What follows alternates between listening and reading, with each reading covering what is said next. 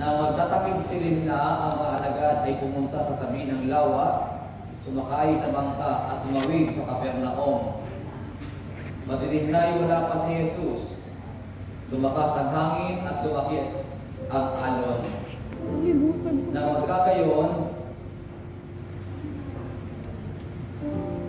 sila ng mga 5 o 6 na kilometro, nakita nila si Jesus na lumalakad sa ibabaw ng tubig palapit sa bangka at sila'y natakot.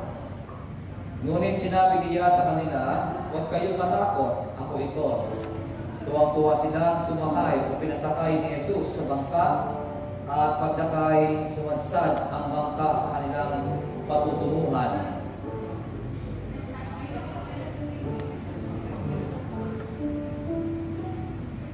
Kinabukasan nakita ng mga tao na natili sa ibayo ng lawa na naroon pa ang isang bangka. Alam lang si Jesus ay hindi kasama ng mga alagad, sapagkat ang mga ito lamang ang sumakay sa bangka at umalis.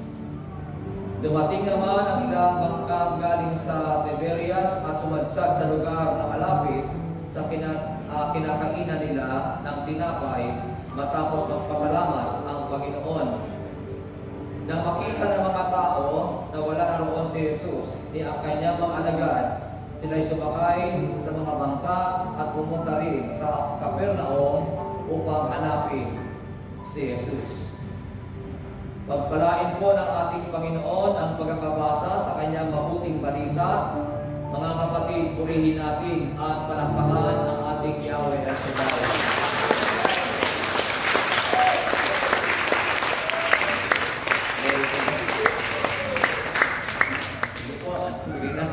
Bigyan natin sa Panginoon ang malakas na palakpak.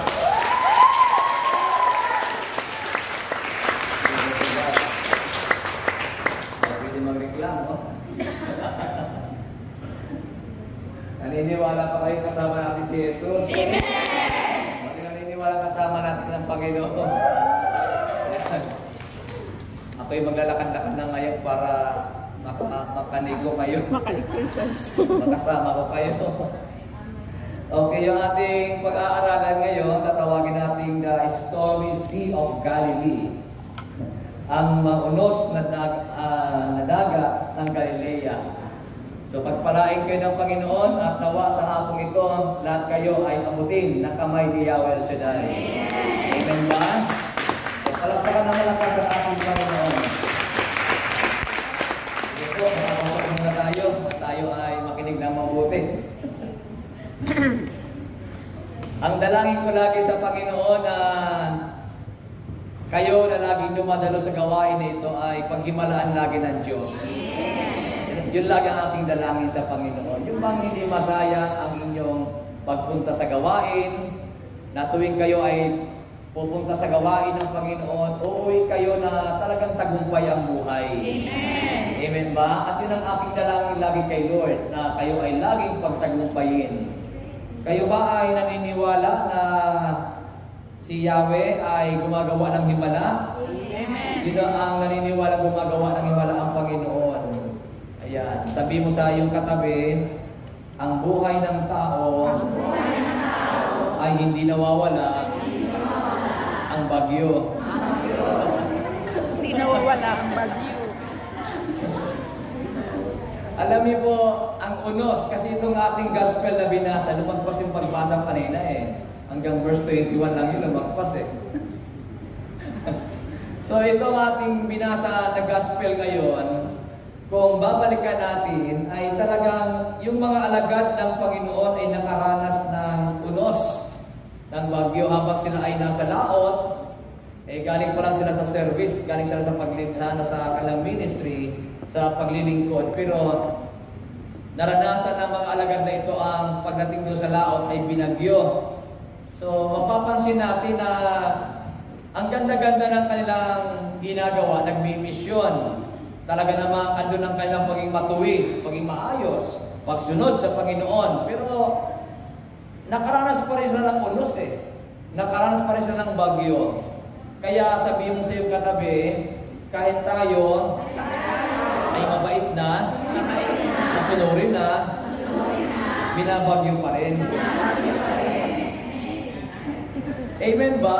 Eh, bakit ang bait-bait mo na masunurin ka kay Lord? Pero may unos pa rin, ano? May bagyo pa rin. Bakit kaya? Kasi dito po tinitingnan ng Panginoon na dito sa gospel natin, marami tayong mapag-aaralan dito tungkol sa buhay natin. Yung mga realidad na nangyayari sa buhay natin. Una, sabi nga dito, ang pagsunod sa kalooban ng Diyos ay marami ring o maaari ding magdulot ito sa atin ng isang unos. Halimbawa, nagsisikap ka na sumunod kay Lord. Nagsisikap ka na gawin ang kalooban ng Panginoon. Pero di ba, kung kailan ka nagpapakabait, saan ka naman binabato? Tama ba? Kung kailan ka nagsisikap sumunod kay Lord, doon naman dumadami ang ayaw sa iyo. Parang baliktad, ano? Minsan sinasabi natin, nagpapakabait ako, Panginoon, pero bakit marami sa akin bumabato? Kaya sabi mo sa katabi mo, pag may bumabato sa iyo, magpasalamat ka. Ibig sabihin, nagbubunga ka. Eh, ba? Parang manggalang naman yan eh. Eh dito, hindi uso dito pag ang mangga ng munga binabato sa Pilipinas. Maniwala ka.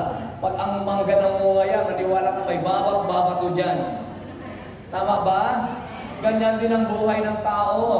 Kapag ikaw'y nasa Panginoon, kapag ikaw ay nagbubunga na, huwag kang mag-alala kasi may babato sa iyo. Amen po? Kaya pag binabato ka na, huwag kang iiyak at huwag kang magtatanong, Lord, bakit may bumabato sa akin? Magpasalamat ka kay Lord. Ibig sabihin, nagbubunga ka na. O, sino dito nakaranas ng batuhin? Tas sa kamay. Uy, may namamatuloy pala. O, di ba ang mga alagad ng Panginoon? Galing sila sa paglilingkod. Tapos ito ngayon, pauwi na sila ngayon kasi gusto na magpahinga. Pero binagyo pa rin eh. May unos pa rin eh. Parang yung mga hindi mo inaasahan, no? Galing ka sa prayer meeting. Tapos, kumakanta ka. Tapos, nag-serve ka. Tapos, ginawa pong lahat para sa gawain ng Panginoon. Tapos, magugulat ka, mamaya may nagsasabi sa'yo. Sabi ni sister sa'yo, ganito mo raw. O, diba? Para bagang, pag ikaw naman, pag hindi ka matatag, siyempre, magdaramdam ka. Bakit naman ganun ang sinasabi sa akin? Ang sipag-sipag ko naman sa gawain, ginagawa ko naman lahat. Pero bakit ganun sinasabi sa akin? Huwag ka na magtanong ng ganun. Tumahimik ka na lang. Tapos magpasalamat ka na lang. Ibig sabihin, may nakikita sa iyong maganda. Kaya ka, binabato. Tingin sa katabi, titigan yung katabi niya. Sabihin mo sa katabi mo, ang ganda-ganda mo kasi.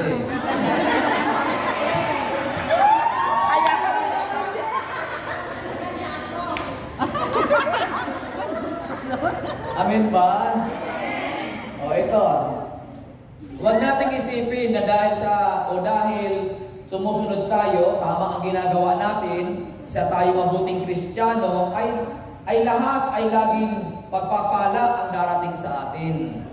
Huwag nating isipin, sabi dito, na kapag mabuting Kristiyano ka, tapos ginagawa mong tama, masunurin ka sa Panginoon, ay wag mong iisipin na lahat ay pagpapala ang darating sa iyo.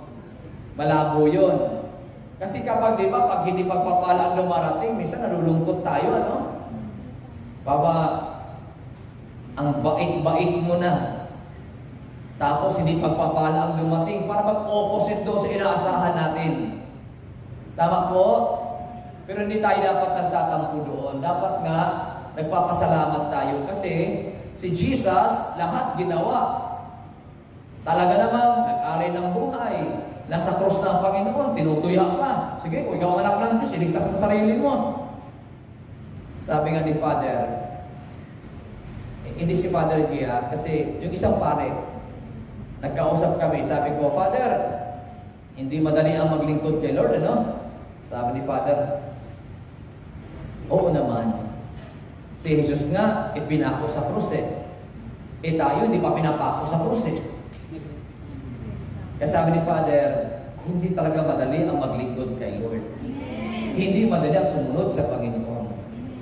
Kasi, di ba, kung kailan ka bumait, saka ka namang binato. Nung hindi ka mabait, ang daming sumasama sa iyo. Kasi pare-pareho.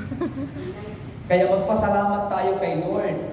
Alisin natin sa isipan natin na porke tayo ay mabait, magandang ginagawa natin, tama ang ginagawa natin, mabuting Kristiyano tayo, huwag na huwag mong iisipin na lahat pagpapala ang darating sa iyo. Amen. Alisin natin sa isip natin yon. Kasi, ito pong bagyo o itong unos sa Galilee, kung mapapansin natin, kasi sabi ng Bible, nang magtatakip silim na, ang mga alagad ay pumunta sa tabi ng lawa, sumakay sa bangka, patawid sa Capernaum.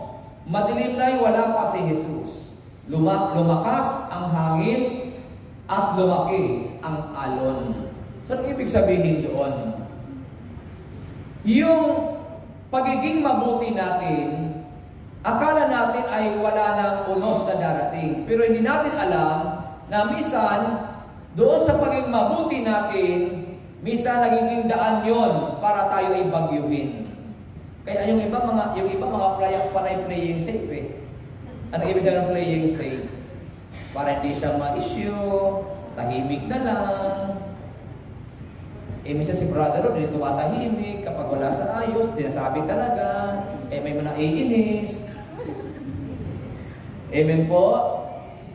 Kasi ayaw natin ng bagyo eh. Ayaw natin ng unos eh. Gusto natin, sige lang, kahit mali, okay lang. O sige lang, sister. Tama yan, tama yan. Yan, yung mga ganung bagay na, kasi pag ikaw ay talagang naging mabuting tao, talagang mabagyuhin ka. Tama ba? Bakit? Maiinis sa'yo yung mga taliwas. Maiinis sa'yo yung wala sa tama. Napapayo po? Amen. Kaya may unos na dumarating sa atin. Kasi, halimbawa, ikaw, nilukuban ka na ng Holy Spirit, nasa katotohanan ka na ngayon. So, hindi ka na ngayon pwede na mag-compromise. Ibig sabihin, pag may nakikita ka na mali, sasabihin mo na talaga, "Uy, sister, mali yung ginagawa mo, may asawa ka, tapos dito mayroon pang boyfriend. Hindi tama yan." So, siyempre, magagalit yung sinabihan mo ngayon. Sisimulan ka naman ng bagyo. Tama ba? Bagyuhin ka na. Ayan, pakalamera yan. Huwag ka lalapit yan. Ibubulkar ka yan. O, yun na. Simula na yun. Kaya minsan, ang pagiging mabuting tao, ang pagiging mabait, at pagiging mabuting Kristiyano, ay may bagyong dumarating eh. Pero huwag kayong mag-alala. Bagyuhin ka man sa mundong ito.